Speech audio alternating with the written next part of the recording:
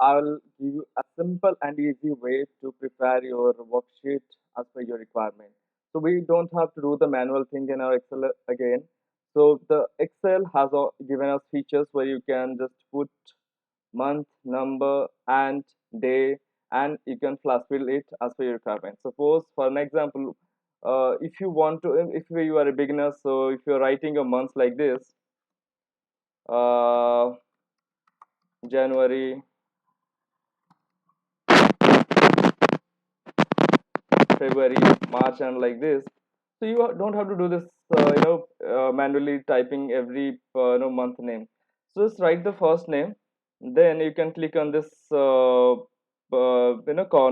button, or you can drag it down. So it will automatically flash fill all your months. And if you want to put serial number in your Excel sheet, what you can do, one, two, then select this two and drag it down, so it will take the serial numbers. And if you want to do it for your day, then what you can do, write the first day, monday, and do the same thing for this.